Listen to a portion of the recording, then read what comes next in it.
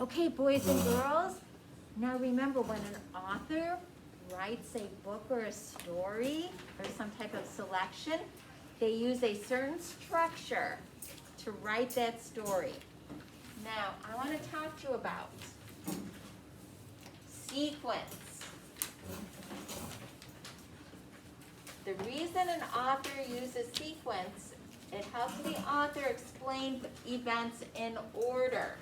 And they are going to use certain words. Before, first, next, then, last, after. So they use that sequence and it supports a certain order. Events happen in an order. Now, do you think the author used sequence when they wrote the story, Brothers at Bat? Did the events happen in an order that you could tell? Avery? Yes. Yes, and we're going to talk about that. We're going to be looking for sequence when we're going through the story right now.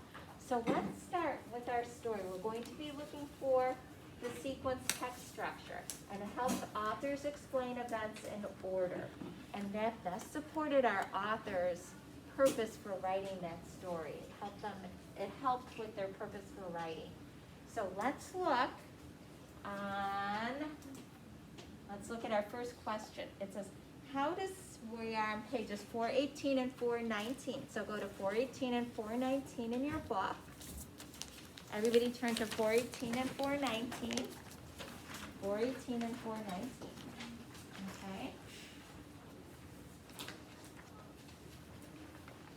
And on our page it says text structure is the way information is organized in a text. Authors may use the sequence text structure to tell events in the order that they happened. Authors use transition words to provide clues to the structure, so they use the transition words. First, next, last, then. So we're going to look at 418 and 419 of Brothers at Bat. How does the author organize the events on those pages? What kind of order is the author using? Ivy? They're using, since 418, it looks like one of the brothers are coming out, and then on the next page it looks like three more brothers coming out, and the next three brothers, and the next three brothers coming out. Yeah, so what do we call that?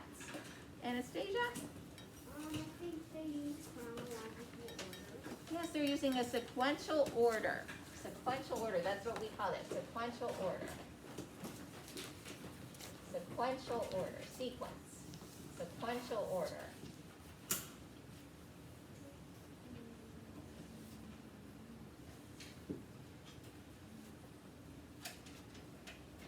So let's write that, sequential order.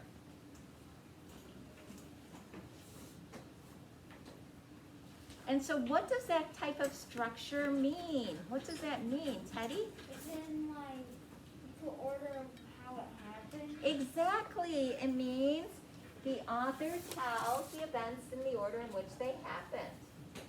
The author tells the events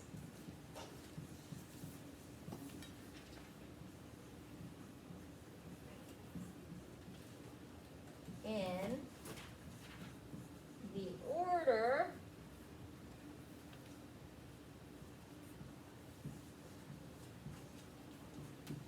in which they happen.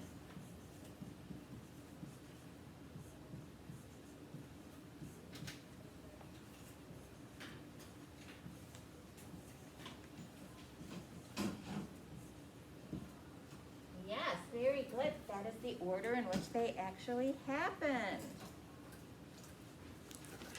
And so boys and girls, did everybody write that? So now we need to look at the illustrations. I love the illustrations in this story.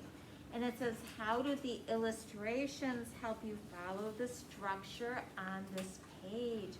What are those illustrations showing? What are they showing? What are they showing? Yanni, what are they showing?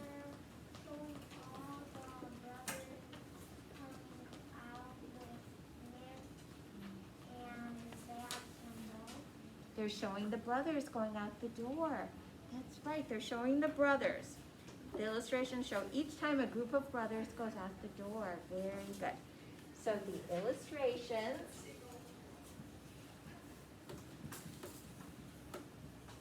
yes, those illustrations are showing us that. So each time a group of brothers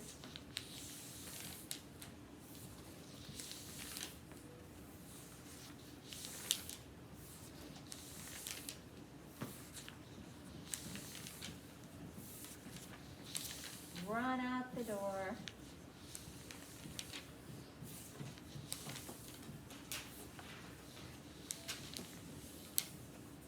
one after another.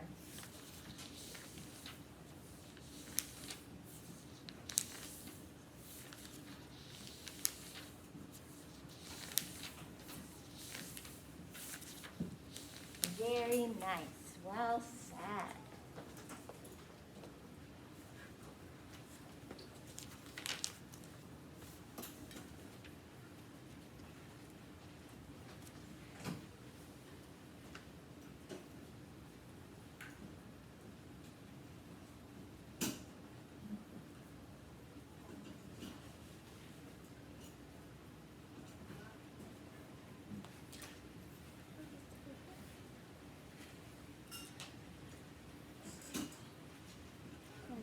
Okay. Let's all get that in there. Oh, is it raining? Yes. It's not raining in the window, so I think we could leave it. We just have to remember, boys and girls, April showers bring May flowers. That's what I always think to myself. Because every time, boys and girls, every time it rains in the spring, I look outside and I see more and more green. I see more and more leaves. I see more and more flowers. And we need to have that rain. So even though we get we feel gloomy about all the rain, it does wonderful things for the earth. So we have to think about the beautiful effects of the rain. And the animals need it, and all the flowers and plants need it. So even though it makes it that we're inside, we have to live with it. It's good for the environment. I don't think we're going outside. Nature needs it, right, boys and girls? So we have to think of those things. Okay, so now we have this.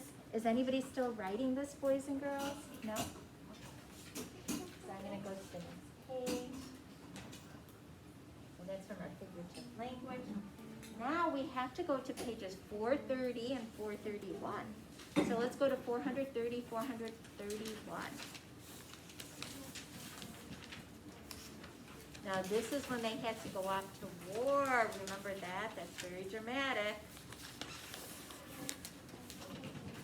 And I'll give you like a minute to scan your eyes over that because we just read it. So you could do a quick scan of that to refresh your memory.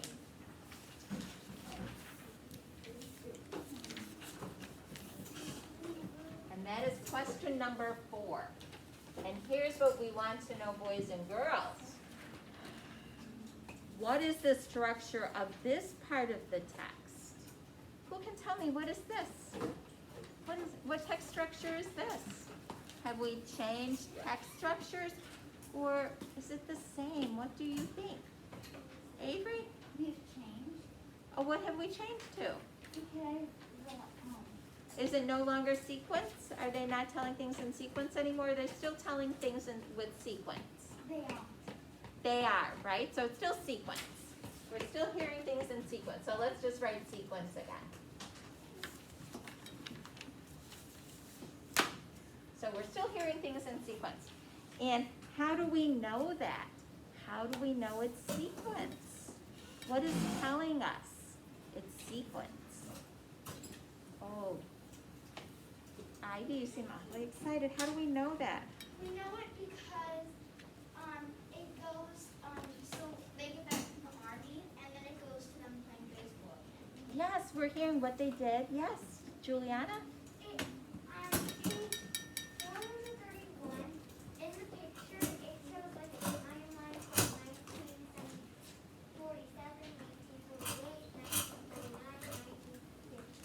now we're seeing the pennants that they won. Teddy? It says on page 431 that when they got back from war, they went back to baseball, and then under that there's a picture of them playing baseball. Yes, very good. You boys and girls are getting so good at finding the text evidence. I'm very impressed. Yes. So it's sequence. The author shows, you guys are doing a great job. The author shows what the brothers do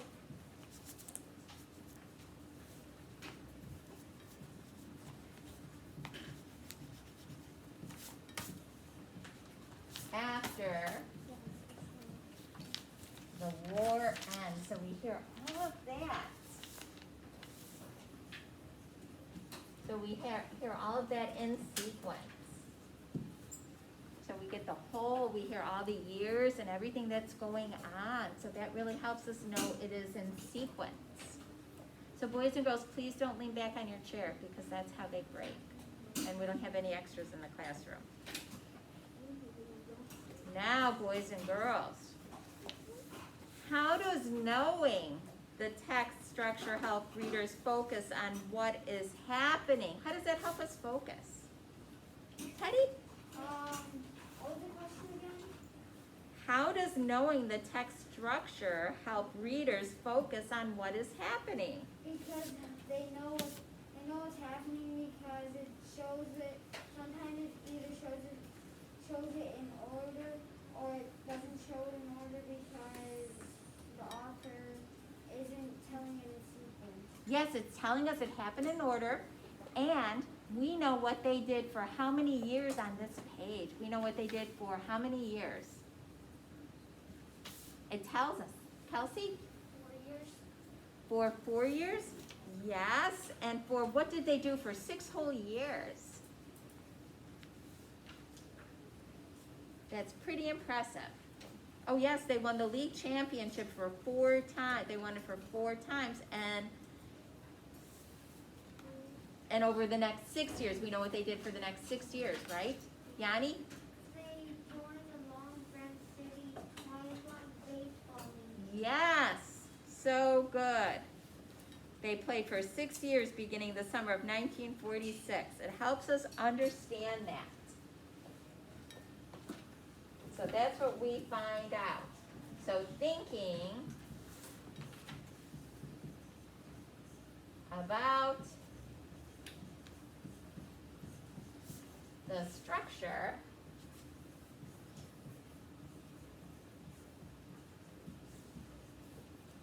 or the sequence, I should say the sequence. Use your eraser, boys and girls, like I'm using mine. Thank goodness we have them. For all the times I miswrite, the sequence helps us understand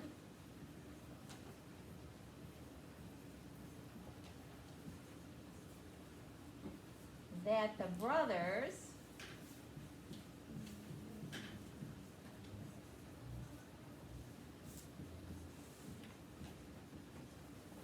played for 6 years.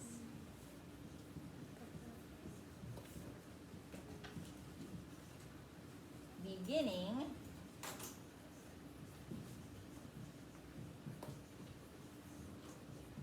in the summer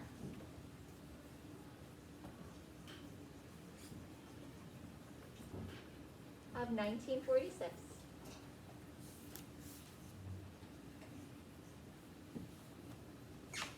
There we go, and we were able to learn all of that from our text structure, from our sequence of events.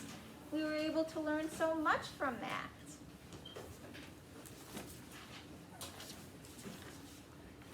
Good job, boys and girls. You're getting so good at finding the text evidence. so here's what I want you to do. You need to finish writing that.